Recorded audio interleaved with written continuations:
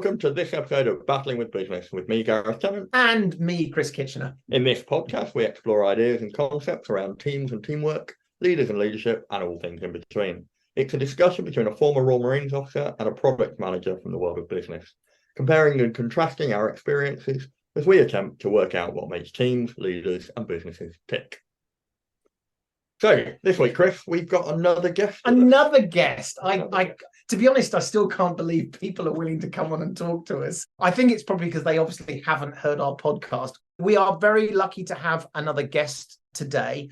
And I got permission just before we started to give the story of how we met. And it's not that the story is embarrassing. It's the fact that I think it's fair to say, are both history nerds. We met on an activity. We both did a tour of Arnhem, spent 5 days, frankly, walking miles and miles and miles, but it was fantastic. And so actually we had a lot of fun in that week and got to know each other. That was great. But actually it was only later that I learned what our guest also was doing, and the fact that she is a postgraduate in military history, which is always, obviously, that's kind of unsurprising going on this kind of tour, but also that she is a director in the NHS, and she works in the area of mental health and social work. And so what was fascinating, recently I heard her talk about psychology, resilience in World War II. And of course, immediately thought, what a perfect topic for the podcast, both because of the historical angle. And I think there's a really interesting story. We've been very lucky. We've had lots of history in a couple of our guests, but also connecting it to her day-to-day world in the NHS, mental health and social work as well. So I am very, very pleased to have Mary Brazier on the podcast. And Mary, I hope you don't mind, I introduce us with the joint moniker of History Nerds. Is that okay? That's absolutely fine. I embrace my nerdishness. So why don't we get straight in? And I did a terrible job, despite having listened to an hour's talk about this. Can you do a better job of explaining the research you've been doing recently, and maybe kick us off and tell us a bit more about that? Yeah, thanks, Chris. So as you mentioned, I'm a postgraduate military history student. So in my spare time for fun, because as you also mentioned, I do have a very full-time day job, I'm doing the Masters in Second World War Societies and Holocaust with the University of Wolverhampton. And as part of my dissertation, or actually the subject of my dissertation, I'm looking at the role of psychology and psychiatry in RAF Bomber Command in the Second World War. So very much linked to my mental health day job, wanting to understand how we support people in their mental health and understand how we can support people to do difficult jobs. Bomber Command, that was a new thing. And I think when we look back with our 21st century eyes, we sometimes forget that it was a completely new way of fighting wars. You know, wars they've been described as two-dimensional. They were on land and they were on sea, but fighting wars in the air was incredibly new. So I was very interested in how on earth did they start? There was no doctrine in this. So how do you know who you're looking for? How do you select the men? And we are, in this case, talking about men to do these roles. And how do we make them doable? How do we know when people are coping and when they're not coping? And what do we do about that? So I was really interested to see, did they even think about this stuff? So I've spent a lot of time, possibly too much time, but I do love it, there at the National Archives in Kew, looking for the primary evidence, the records, so what conversations were had. And actually, it's been a goldmine. I mean, this is maybe a good time to sort of pause and think, what do we know about bomber crews in the RAF? And unfortunately, given how old I am, there's a lot of hello. There's some people with stiff upper lips and British accents. And maybe that sense of sort of stiff upper lip, it doesn't occur to me that there is actually a thoughtful approach to how you might bring people on. In fact, one might imagine you would take anyone who wants to be a bomber pilot or a fighter pilot. Sounds like that's not true, though. I think one of the things that interested me, and especially I'm looking at it, and to a certain extent we all are when we're having this conversation, we're looking at this through our 21st century eyes, through our understanding of trauma. Even people who don't work within mental health understand that there is a thing called trauma. And there's something called post-traumatic stress disorder. PTSD is something that we're all used to hearing, even if we don't really know what it means and what the diagnostic criteria are. We know it's a thing. And what we have to remind ourselves is at the time they didn't. There was no understanding that people react to trauma and need support to deal with trauma. The assumptions were very much that people's ability to cope or not cope with whatever it was they were facing was predetermined by their personalities. Therefore, the focus was on selecting the right people. So there was no understanding of trauma being a key factor, certainly at the beginning. And when I'm talking about the beginning, I'm not talking about 1939, I'm talking about 1934 to 1936, which was when these conversations were starting to happen. And they weren't then thinking about mental health as such. So psychologists were getting very involved, but not thinking about mental health. They were thinking about the conditions in which the men would be flying. So how do we make the conditions amenable to people being able to do these missions? So what they were thinking about was noise in the aircraft, comfort in the cockpit. So there was a lot of psychological testing that was going on to see how to deal with and prevent fatigue. They weren't thinking about trauma and actual combat circumstances. They were thinking about, well, we'll need to fly over enemy territory. They kind of knew who the enemy was going to be and where that might be and the distances we were talking about. I've got some really interesting, and when I say interesting, remember what Chris said about us being nerds, interesting in relation to lots of charts of different aircraft and relative comfort and noise and fatigue of people. So when they were doing these testing missions in 1936, 1937, and they were testing crews as they came back. They were going into barrages of psychological testing to see how fatigued the air crews were. So they were looking at the subjective and objective experiences. So not just how tired are you, they were then subjecting them to these psychological tests to see objectively how fatigued they were. And that was the focus for a long time. It's fascinating that they're focusing on the human factors of the operating environment and not even considering the consequences of the mission on the mental health of the crews. And I think we'll explore that in more detail in a moment. But on that human factors front, was that all about recruiting the right people, or were they also then looking at how they adjust training and how they adjust crew composition or any of those things to mitigate some of those human factors? In terms of what I've been able to find, they're looking at crew selection. They're looking at who are we looking for. And there were some bizarre things coming up. Chris has made reference to the talk I gave a couple of weeks ago. I gave quite a flippant example, but I think it's a really good example. They were making this up as they went along. And we have to remember this. This wasn't known stuff. They weren't basing this on research that was already in existence and well established. They were making this up as they went along. There was no doctrine in terms of how to do the war fighting from the air, and there was no evidence base as to who they were looking for to do these roles. So they were starting with a blank sheet of paper. And some of the things that we find in the records are frankly nonsense, but you have to remember that it's nonsense from a 21st century lens, not a 1930s lens. So one of the examples is that they were finding that the older crew members, and when we're talking about older, we're talking mid-20s rather than late teens. So it's all relative. But these were men who were married, possibly have children as well. And there was a reference in one of the reports to the fact that it was these crew members who were exhibiting more signs of stress. And there was a discussion about why that might be. And one of the psychologists made reference to the fact that it was because weak-willed men were more likely to have been inveigled into the institution of marriage. So therefore, it's the men who can't cope that end up being married. I do have the urge to make a flippant comment, and I'm thinking there is no flippant comment that doesn't in some way get me in a lot of trouble with someone, including myself. But so presumably this was considered cutting-edge science. I mean, to your point, through the lens of the time, this had not been done before. Do you get the sense that everyone was on board and felt this was a valuable, important way of contributing to a future war effort? Or did you get the sense that to some degree it was a fringe thing that some oddballs were doing and, you know, a bit of British stiff upper lip and would all be good? A bit of both, I think. And it's one of my research questions that I haven't answered yet. And that might be a PhD at some point in the future. because it's certainly a lot more than a master's dissertation. But there is something about, so this was a cabinet committee, this was a subcommittee of the War Cabinet.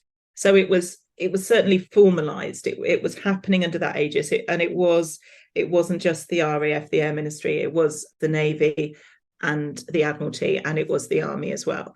So it was across all the three branches, and the psychologists, psychiatrists asking a number of questions. There's some really interesting stuff to do with the Army, which if we have time, I'll come to as well, because it's certainly interesting from a resilience perspective. One of the questions I've got is, there's this huge amount of work going on, and there were some key people doing this work, and a huge amount of, I have a whole stack of paper on the floor, which doesn't work very well on a podcast, but just imagine a huge stack of paper on the floor of all the photocopying I've done from the archives, all these cabinet minutes, and loads of sort of huge leather-bound folders with all these cabinet minutes in from the duration of the war. And the psychologists and psychiatrists are really interested in doing this research. Funnily enough, they're all academics who all want to publish, and there's a lot of things being published as well in journals, as well as through the cabinet committee. There's a lot of papers being written, and because there's funding for research, and academics always love the opportunity to get their research funded. And one of the other interesting things, a bit of a sort of side comment, is that towards the end of the war, they're kind of, well, can we keep this committee going, and can I have some research grant money to continue doing this? And the government are kind of saying, yeah, no, we've done that, we've finished that, we're moving on to this now. And these academics who've had their research funded, an interest in their research for the last sort of 5-6 years, are all of a sudden trying to continue what they're doing into peacetime. And there's a bit of discussion about whether there's any room for that work in peacetime. So going back to your question about were they listened to, I think that is one of the questions I'm looking to answer. Is there's all this work going on, there's all this evidence base being produced from pretty much nothing, and what impact did it have? And I haven't answered that yet, because I'm not sure that it did. It's obviously the point of this podcast is to talk about how we apply some of these things to modern leadership, but even at this stage I can't help making that connection, where even today, if you said to people, we should think about mental health, we should think about resilience, we should think about the impact of stress. And I suspect there's an equal question which says, do people take that seriously or not seriously? I think we take it a lot more seriously. I suspect the military aspect helps us. But as with when we talked to Ian Pegg a couple of weeks ago about the role of chaplains, one of the sort of conclusions we came was, in the Second World War, there was already a network of pastoral care for people, which arguably we have lost today. And again, in the same way, it's not clear that we've quite got to grips with how we deal with these things. How do you measure stress? So maybe you can talk about, because I'm cheating, because I do know a little bit about some of the research you've done. I thought it was fascinating. So what were some of the conclusions they came to, and perhaps even later in the war, about who had stressful jobs and why they were stressful? Well, I think I'll start, if I may, with thinking about what was driving the research. So one of the things I have talked about and will be exploring a little bit in my work is that this wasn't driven by any kind of principle of benevolence, of interest in well-being in and of itself. It was an interest in efficiency.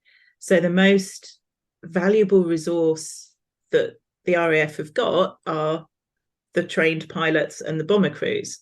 You can replace an aircraft more easily than you can replace the crews. So what we need to do is to get the conditions in place to make sure the crews can do the job for longer, prevent breakdown. So it's about efficient use of resources, which kind of comes back to resilience. And I suppose it's how you apply that to business. You want to do the right thing on a human level. You're interested in the well-being of your staff, but ultimately the driver is you want your organization to be efficient and effective. This is something I've found over a number of episodes that I hadn't quite come to a clear view, which I do now, which is there is a moral imperative often around these things. And we've talked about diversity, a whole host of other things. There's a moral imperative and there's a business imperative.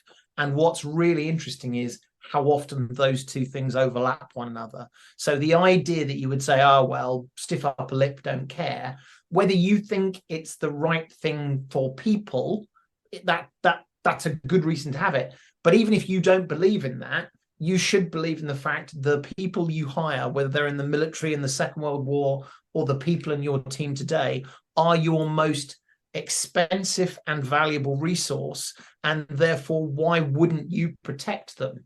We put fire extinguishers in offices not because we're bleeding hearts, because we don't want our people to die. That's a bad thing. So I'm feeling much more confident to say moral, good reason, but business. And it's interesting that the RAF had come to that as well.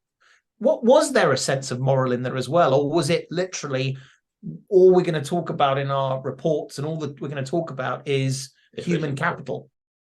In the official reports at a strategic and governmental level, what you're seeing is the latter. At an individual level, yes, there's some degree of, I keep returning to the term benevolence is how I'm framing it.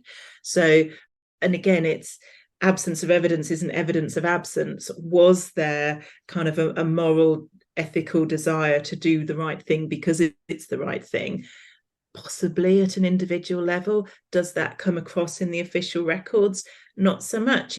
We've talked on this podcast before about Adair's principles of or leadership model, so the balancing of teams, tasks, and individual.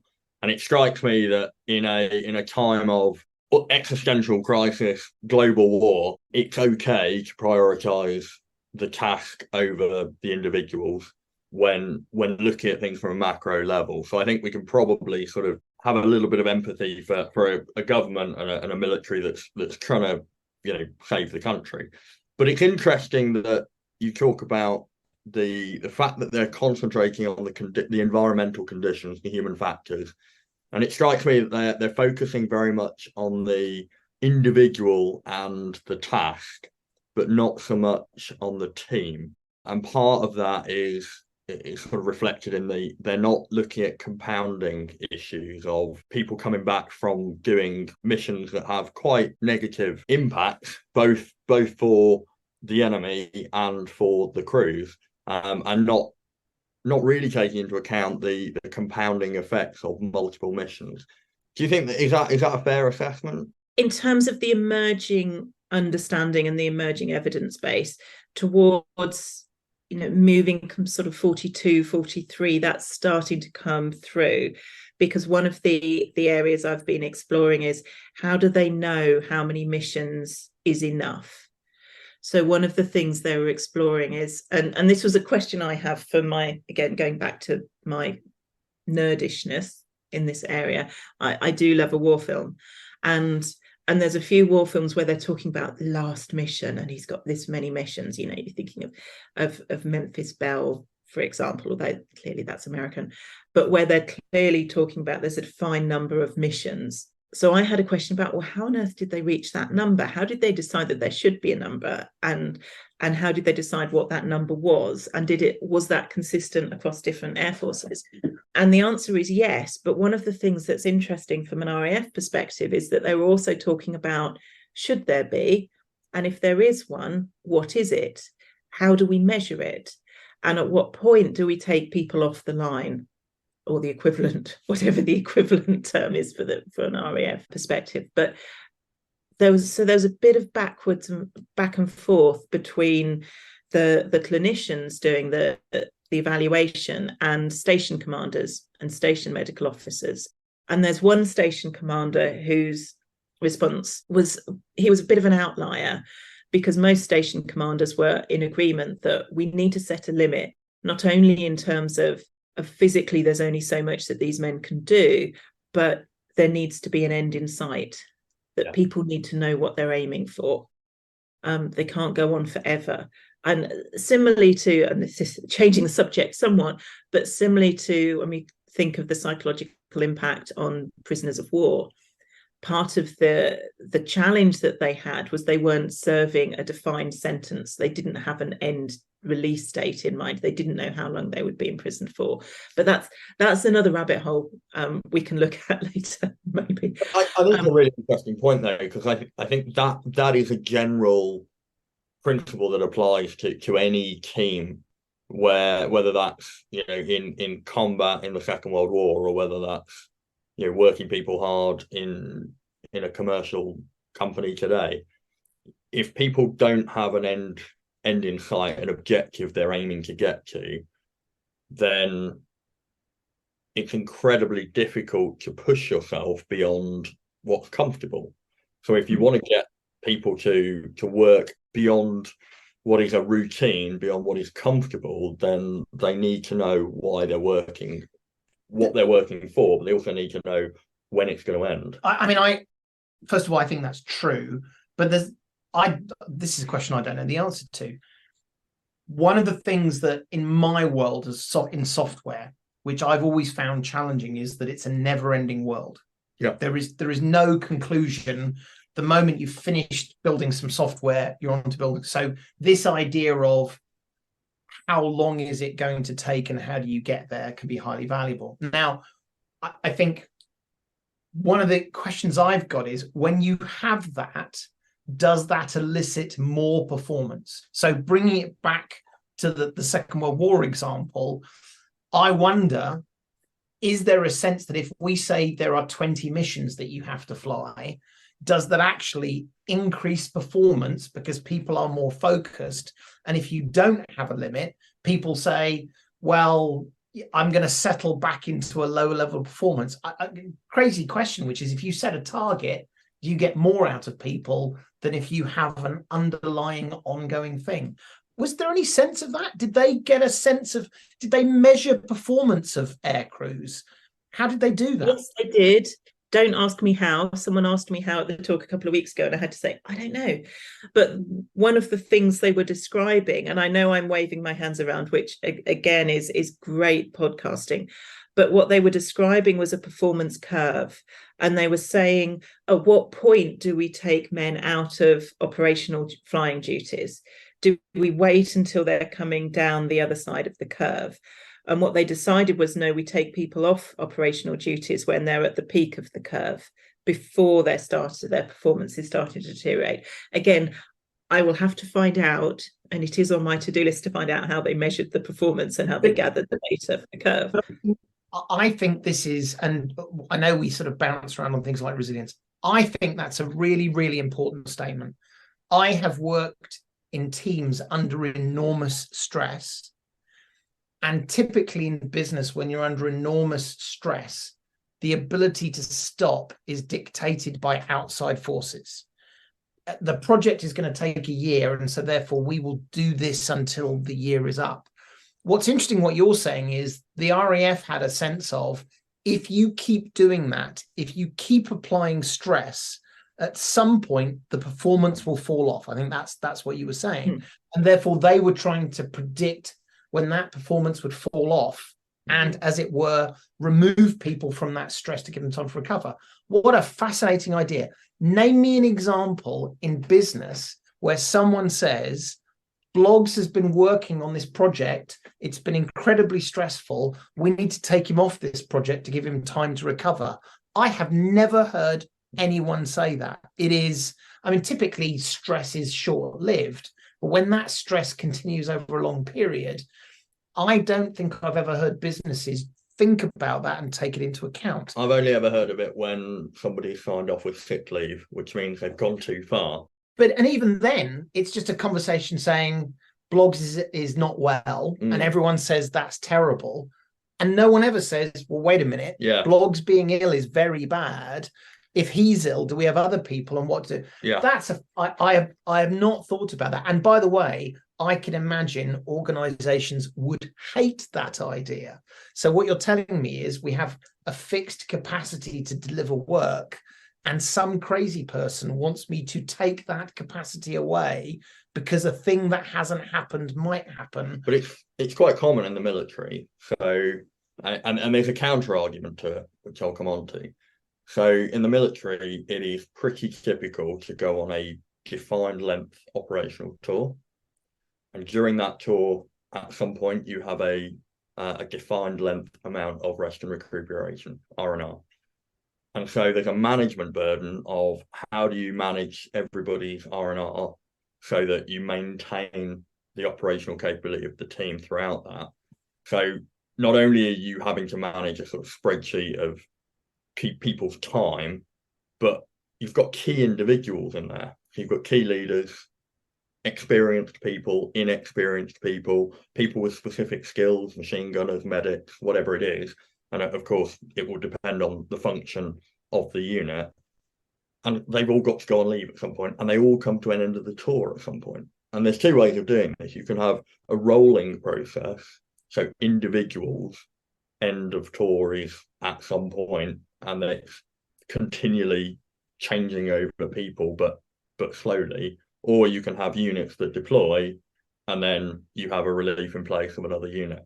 And both have their advantages and disadvantages. But one of the things I would say is a disadvantage of having a defined tour length is the dislocation of taking experience off the line. Well, I mean, but I think this goes back to the point, which is, in my experiences, businesses don't feel they have the luxury to take people, in inverted commas, off the line. Mary, sort of dipping into your day life, the NHS strikes me as that kind of organization where stress is enormous. Is there a structural process by which there is the equivalent of you've done 20 tours, or you have reached your peak of effectiveness, we will now put you somewhere else? And by the way, I'm dreading the answer because I suspect it's no, given what I know of the NHS. But is there anything? Is that even discussed in the NHS? Not as such. We have, compared to the private sector, probably very generous annual leave allowances. So there is an expectation that you plan and use your annual leave properly across the year. Sick leave, our sick pay, again, compared to the private sector, is probably very generous. There is an expectation that if you're too unwell to come to work, then you shouldn't be at work. And we haven't got to worry about people coming to work because they won't get paid otherwise. But we also look at things like staff turnover, staff sickness levels as an indication of what's going on in a service, how well the service, the organisation as a whole is functioning. One of our biggest challenges in the NHS, this isn't just my organisation, but in the NHS as a whole, is not only recruitment, but retention. So the staff aren't out there. Don't get me started on why and NHS workforce planning or the lack thereof. But also, how do you keep the staff? So high levels of staff turnover, which is people leaving, because you can always get another job somewhere else. Doing what you do already or doing something different is another matter. But you can always find work somewhere. So even people leaving and either joining a different team in the same organisation or going to a different organisation just to do work in a different environment. So high staff turnover is a indication that there's something going on. There's problematic. These are all lagging indicators, though. Yeah, I was going to say, bomber crews Exactly. in the Second World War couldn't go and get a job somewhere else. Yeah. So the only choice they had was to keep going until they couldn't, because they were of a nervous disposition, or however it was described in the 1930s, 1940s. But they didn't have the choice. In the modern workplace, people do. They can, vote with their feet. They can go and work somewhere else. So is high turnover exacerbated by the fact that people are having to work really hard, they're not getting the breaks that they need, and therefore is this a catch-22 situation where people leave makes it worse? I think that's true. A situation that managers find it difficult to give people time off, and therefore we end up with a situation where the stress levels increase and grow. Well, completing absolutely, and there's almost a tension there between the interests of the individual, and we're very much thinking about work-life balance and flexible working opportunities, and really, giving those priority if people request them, and the needs of the service. And sometimes the two aren't in sync. So what comes first? And it's really difficult as a manager to say, I understand that individual who's a key member of my team is asking for this to make their life easier, better, for their own well-being. But at the same time, I can't give that to everyone. And I've got a service to deliver, patients to treat, shifts to cover. So I think there's an inherent tension there between the two sometimes. We need to take a short break now. We'll be right back.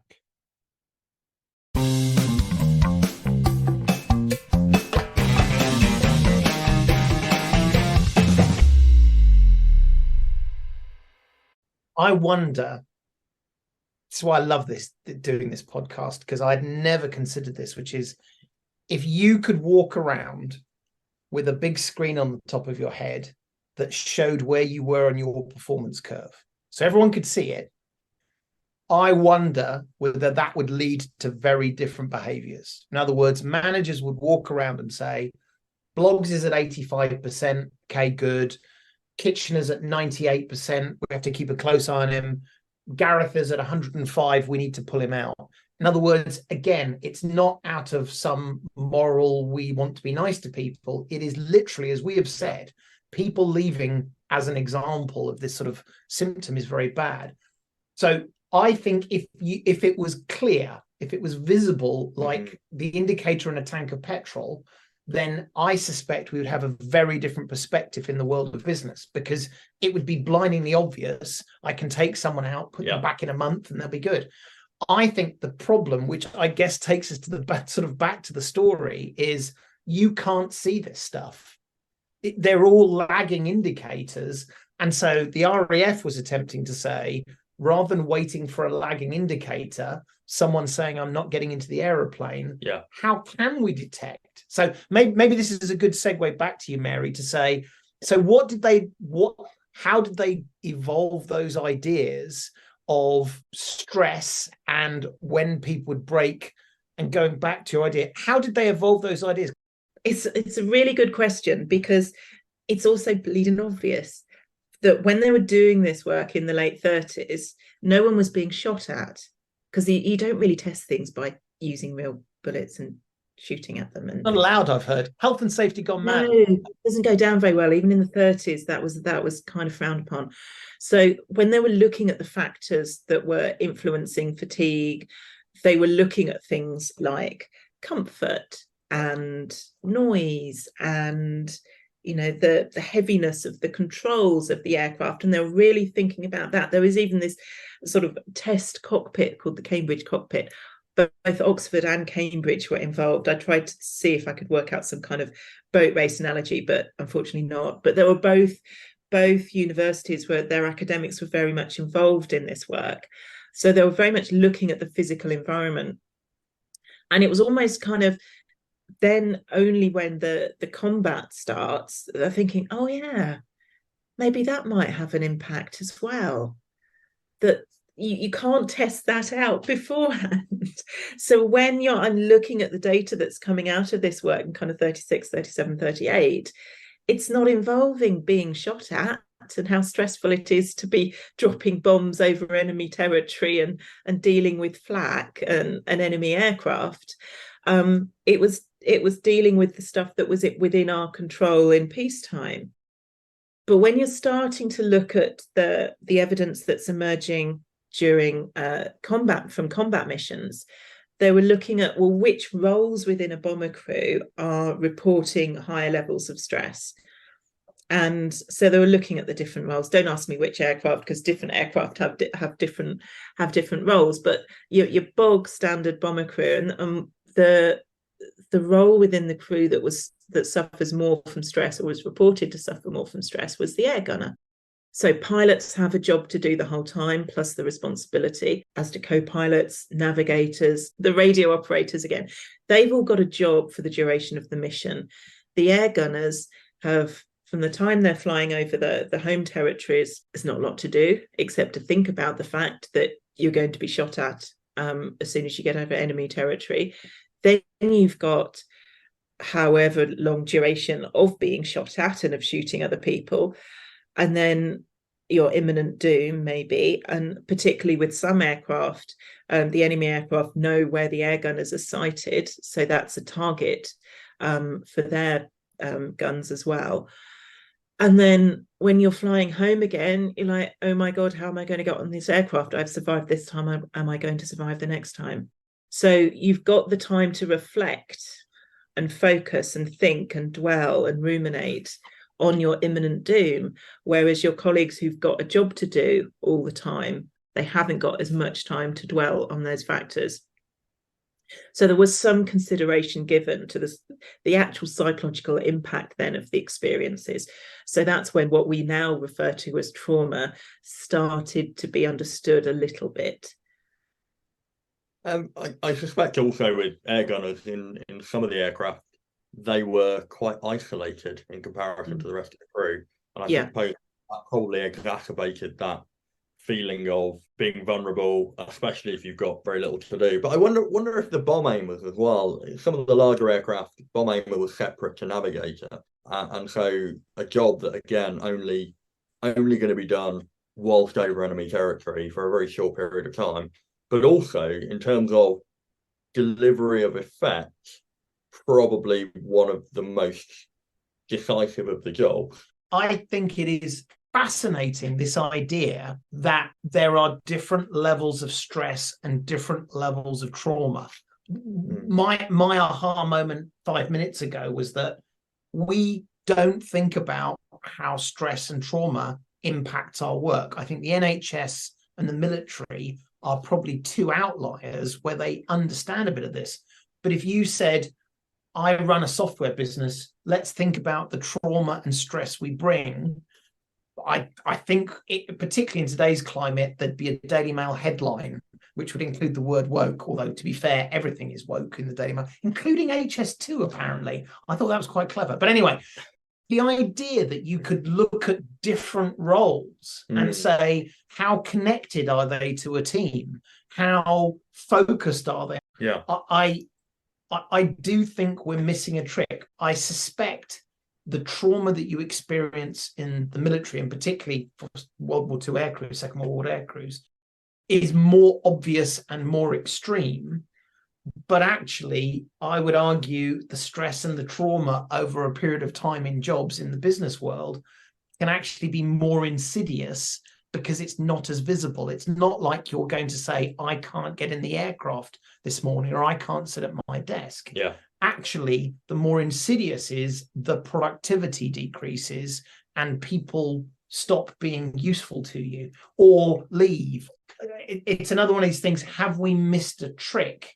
But wouldn't there be value in being purely selfish, making a more effective team by understanding and measuring this? We talk about taking an hour for lunchtime, no problem. We talk about people taking holidays, no problem. We never talk about how we measure stress. Yeah. And what Sorry, we do lunch break? Yes, sorry, what I meant was doing meetings while eating a sandwich. I think that is that's the one. Yeah.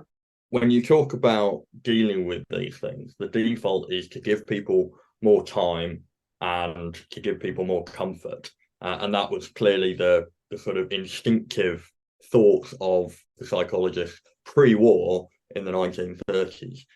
But from my experience in Afghanistan, the experiences of gunners in the aircraft having time to think about the problems, having time to think about the danger, is what exacerbates some of that trauma. It resonates exactly with not having things to do and giving people comfort when they're in a situation that is not comfortable. Combat, again, can sometimes be a dislocating effect. And from my experience, and people listening who've done recent combat tours will resonate with this. The idea of having access to a Burger King or a Pizza Hut whilst being in a war zone. So 1 minute you're out on patrol, worrying about where you're going to put your feet in terms of maybe stepping on a landmine or a pressure plate of an IED, worrying about coming under attack, worrying about ambushes, worrying about what you're going to do, having to deal with those situations as they arise, and then an hour later finding yourself surrounded by people who haven't been out of the wire, who are wandering back from Pizza Hut or Starbucks, or the kind of comfort from home is really dislocating. I think there's been some studies about this in Vietnam, because Vietnam was probably the first of the operations where the attempt to bring sort of home creature comforts forward to sort of increase morale was actually recognised as having a detrimental effect on combat effectiveness. And personally, having managed teams in combat, the stress of the dislocation of people going back on R&R and then having to come back into a combat zone with all of the trauma that is induced by being in the safety of home but knowing the rest of your team is still there. The dislocation that comes from flying into somewhere to find people who don't understand what it's like outside the wire, although they're in theatre, they're serving in uniform, is quite difficult to square. And then that being idle. And there were several times on my first combat tour where helicopters broke down or were prioritized for something else, or there was a mass casualty incident and everybody was locked down for several hours. And we found ourselves in a position where there was nothing to do. And we were in, somebody else's forward operating base or somewhere else in theatre. So we couldn't just get on with those jobs of keeping things going. And so you end up sitting around, and that's when you start reflecting on what you're doing. And that's where you've pushed stuff to the back of your mind about the realities of the danger start creeping forward. And so I think there's an interesting point here about isolation, the comfort, and the not being busy, which is probably counterintuitive. Yeah, I mean, actually, when first thinking about trauma, it shows there doesn't seem to be a clear answer, whichever way you go. But Mary, how did bomber crews reach their sort of goal of this many missions? What did the Air Force do to, as it were, get them back to fighting order? They sent them to the operational training units, which, if you know anything about operational training units for Bomber Command, is not exactly R&R, because the casualty rate in training people to fly bombers was actually really high. But the risk wasn't relating to combat, it's relating to training people to fly huge aircraft. So they're sent to operational training units. Sounds good. They're busy. They're not being shot at. They're still flying. How did they know how long to keep them in operational training units? But I think it was very much, they decided that what would be most fair was consistent measures. Obviously, there might be individuals who needed slightly different treatment, but otherwise the crews as a whole were, these are the number of missions you do. Because there was a big discussion about, should we measure it by number of missions or number of hours? But then the crews that are flying the longer missions do fewer missions than those who are flying shorter. But so there was a big discussion about that, and they ended up agreeing the number of missions. There was a big discussion about how do we make this fair and how do we do the measuring. And I just want to pick up what you were saying earlier about the disconnect between going into combat and coming home, coming back to a familiar environment, which was particularly what interested me in seeing how Bomber Command managed this, because these were guys going into combat over enemy territory and coming home and sleeping in their own beds in barracks or in the officers' mess, but they were still coming back to their own beds. These aren't people who are kipping under their tanks in the combat zone and in unfamiliar territory and in that headset, and then they're able to at points go on leave and be home and keep the two very separate. These are within the space of 24 hours. They're waking up in their own bed. They're having their bacon and eggs, as we've all seen in Downbusters, and know that only the people doing operations get their bacon and eggs and the rest get their bread and jam.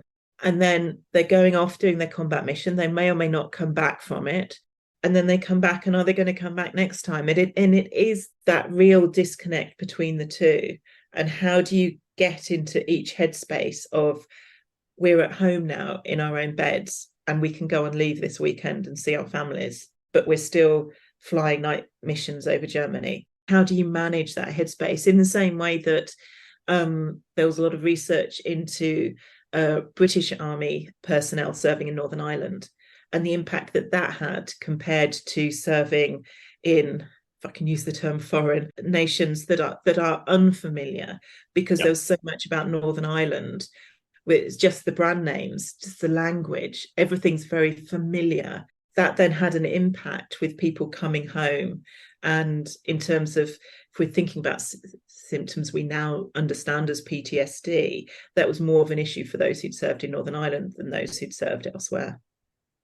Yeah, and of course, this is a problem that's coming back to us now as we're starting to see more and more remote systems, so remotely piloted aircraft. The Royal Air Force currently flies the Reaper, the MQ-9 Reaper, but effectively these are what we commonly refer to as drones, but they are piloted by aircrew, but they're just in a container thousands of miles away on their home base. So this is a problem we've come back to, and the RAF is having to look at what the impacts are of flying a 12-hour mission over Syria, Iraq, or wherever it is, and then going home to your wife and kids. Well, when you said the word remote, I actually thought you were going to say remote working, because going back to business stress, I suspect this is one of the elements of remote working which is actually invisible and detrimentally. If you have a stressful workload, when you close your laptop, nothing changes. There's no delineation between stress. Yeah. People say, oh, well, you should go out for a walk, or you should have a desk somewhere else in a home office. But I wonder whether there's, again, this hidden cost, which says, how do you separate work and stress from home? Not out of some, isn't it nice that you get to have a nice evening at home? But it's like, no. Yeah. By not having that delineation, the stress doesn't know when to stop, or you don't know when to switch between these two things. Absolutely. And I think that's a significant issue. We don't have the thinking time. I mean, I have moved trusts in the last year and a half. I now work for an NHS trust that covers East London and some of the counties in the local authority areas in Luton and Bedfordshire. And I work from home quite a bit. And we do a lot of work on MS Teams. Our trust headquarters is in the City of London. It's in Aldgate. That's where I see my colleagues and my peers, and I really value the time there. I've been there this week. But similarly to where I'm speaking, this is where I do most of my work in my study at home. One of the things that we've noticed is that the less experienced junior staff want to be in the office, and that's partly because they value their colleagues around them. They need to seek guidance. They need to have some reflection. They're looking for some experience and support, but also they are the staff who are less likely to have a home environment where they can have a separate office. And I can think back to lockdown when I was running online meetings, and some of the staff in the meetings were sitting on their beds. That's not a positive working environment when you're having really difficult, complex, challenging conversations about patient care.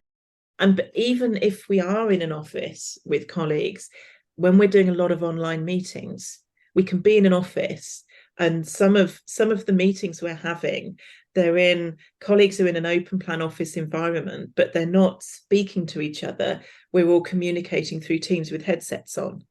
And then you're clicking from one meeting straight into the other. It's not that unusual, certainly for me, to have a day's diary where I've got absolutely back-to-back MS Teams meetings. So there's no time to reflect on the discussions you've just had and think about the meeting and the conversation you're about to have. You are clicking in and out. When are you actually not only doing the doing, but doing the thinking? It is really important when we're thinking about the impact of not having that thinking and that reflection time. My hour and a half commute was exhausting, but in that time I would listen to audiobooks, I would listen to the radio, and you're switching off. And by the time you get home, you're in a different headspace. And at the moment, we don't have that when you're working at home. Actually, it's so interesting. You walk into this podcast thinking you're going to talk about Second World War history, but we uncover these things. Your point about thinking time, I think, is actually really, really, really important. So there is the aspect of stress reduction, about winding down, about separation of work and home. But even if you purely keep it to work, I suspect many people listening to this will have been nodding when you said back to back. In fact, literally, I tomorrow have back-to-back meetings from 9 a.m. to 5:30 tomorrow without any break. So not only would I have to eat lunch during a meeting, I don't have time to get the lunch. But the thinking time is so important. It implies that we're back in the early 1900s, where our job is to stand in front of a machine and press a button 300 times. If that's the case, you don't need thinking time. You just need to press the button 300 times. But each and every one of us, who's either the three of us on this episode or people listening, the reason why we are employed and often in positions of leadership is to think about things.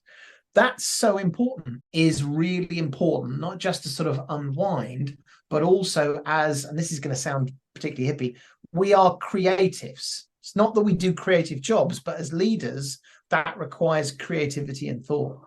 It is about this mental health. It is about resilience and stress. But more importantly, it is about, as a leader, how do I create the most effective team that comes up with the best decisions, creates the most optimum output in a sustainable way? Yeah, I think this has been another fascinating episode where we've linked, what seemingly are disparate subjects, starting with bomber command in the Second World War and just before the Second World War, and looking at how they focus efficiency in team and personnel management for the achievement of operations, all the way through to how does remote working affect our ability to have downtime. There are clear strands that relate. I talked about the idling and the downtime creating a problem in that that's when you start to reflect on the danger. But what's really important is giving individuals downtime. So where I saw that create problems was where we were left on a base with nothing to do for 5 or 6 hours waiting for a helicopter, not the giving guys an hour to go to the gym, managing and monitoring people's sleep, giving people time to go and write the letters home or to do their washing, the really basic things. Allow people to read a book for an hour. These things are how you keep teams going in high pressure situations for long periods of time. So I think for me, this, once again, it comes down to that combination of leadership at every level of command, people recognizing that if you have some sort of authority over other people's time, other people's duties, you are in a leadership position, whether you're very, very junior or very, very senior. And so actively managing that, whether you're managing flight crews for active operations in the Air Force, or whether you're managing NHS staff, or whether you're managing people in software development, active management, where you're having an awareness of what high stress activities are, having some clear metrics, some ways of measuring performance against that. In the military, we have some really, really useful things. We measure. So you were talking about having, a screen on everybody's head that would tell them where they are, 85%, 90%, whatever. Well, we have that. We don't personally display it, but there is a management board in every unit that says how many nights out of bed that person's had in the last 365 days. Interesting. How many days they've had away from their family, how many days they've had on operations, how many days they've had in field conditions. And then there is a chain of command throughout the unit where it is locally managed down to teams of 2, 3, 4 people, all the way up to the commanding officer of the unit managing 600 people. But I think clearly defined goals and objectives. So if you're operating in a war zone and you don't know when the war's going to end, you're operating in the NHS, the challenge is never going to end. Having individual goals and objectives to allow people to know when to run hot and when to run cold, rather than always running hot because there's always going to be patience or there's always going to be enemy action. Going back to that final point, reflection and downtime in whatever capacity is really, really important. And I think this is one of the really difficult challenges of the modern era, is that we're always at the end of our phones, emails, messages and stuff. And so it sounds trite, but those ideas of, if you work from home, going for a walk, before and after work kind of gives you that mental break. Turning your phone off, those little things are how you can help yourself. But of course, this is a leadership challenge, and so having the discipline to not send emails, having the discipline to actively manage when people are working, when they're not working. It's so difficult. Yeah. It is really hard, and it's more common. I don't know if it's common in business, but it's become more common. I certainly have it as part of my email sign off that if I'm sending emails out of working hours, that doesn't mean I expect a response. Yeah. I'm sending it because it's convenient for me. I don't expect you to be responding to it. I don't expect you to be checking them. And there's something about personal control. So what control we have over our lives, over our working lives, personal interactions as well. I often refer to them as sort of the kitchen conversations you have when you're making a drink in the office kitchen, the staff kitchen. And that's when you have some really useful interactions with people. Yeah. You don't build relationships. You can maintain relationships to a degree through these virtual means, but it's really difficult to build relationships on a human level if you're not having actual face-to-face interactions. So there's something about how are we balancing that? How are we having the conversations, and how are we involving our staff and our colleagues in decisions that affect how services are going to be developed? So it's back to that television screen on people's heads. People aren't going to tell you until they're pretty much on their knees. So if you're not proactive with saying, how are you? No, really, how are you? How are you managing? What can I do? And it's about being reflective with that. So in my previous organization, I was part of what was called post-incident psychological support. So, and the incident could be anything. It could have been an incident involving a patient and a poor outcome for a patient, or it could be a team that was under particular stress. And it was about going out and saying, okay, let's talk about this. How is everyone? And pulling people in. But people might not want to talk. They might not engage verbally, but they could be present. It was voluntary. People didn't have to attend, but it was an opportunity for reflection and so some safe space. So there's something similar in some environments. You may be familiar with something called TRIM, which is a similar kind of debriefing after incidents. But I think that's a really important point. And earlier you said about, not having top-down leadership and allowing people to be proactive. But I think it is worth making the point that, like you say, people will answer the question based on what they think that person wants to hear.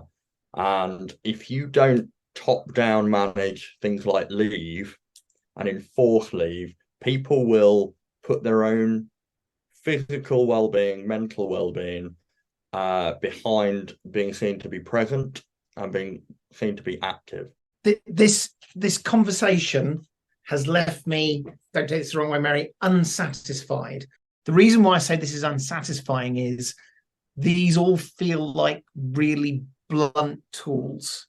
They feel like saying, we know there is stress. We know people generically need to manage that.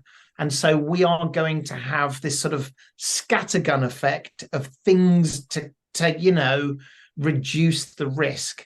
The unsatisfying thing is this lack of the screen above your head on where you are, that if we could know more. And when you talked about what the military does today, where they have I thought that was, I've never heard that before. And I thought that was brilliant, which is how do we begin to attempt to measure levels of stress? Now, again, even that feels like a bit like, tail gunners are more stressful. But nevertheless, I'm left wanting to go and think about it, which is how do you find the leading indicators? Yeah.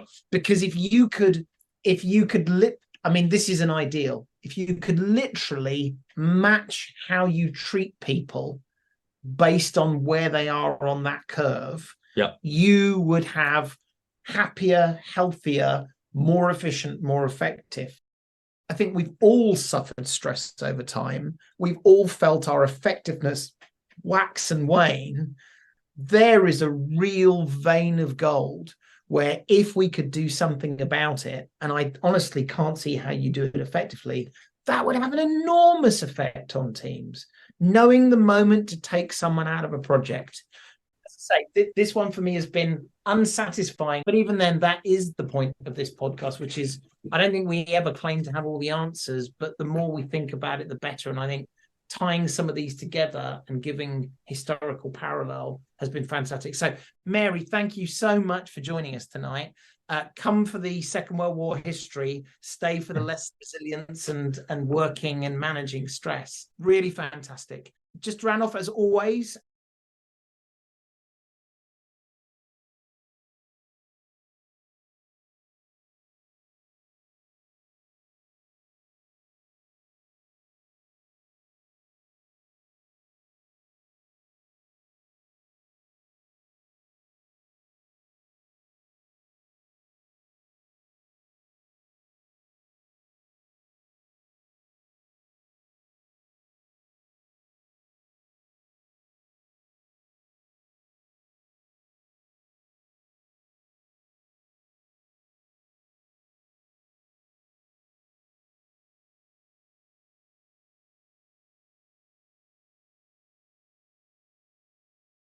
we would love to hear your feedback. And in this particular case, if anyone knows how to effectively measure stress in the workplace, I would love to hear from you, for myself, but also just in terms of an episode. But more generally, we are very lucky we get to meet some fantastic guests and people to talk about topics.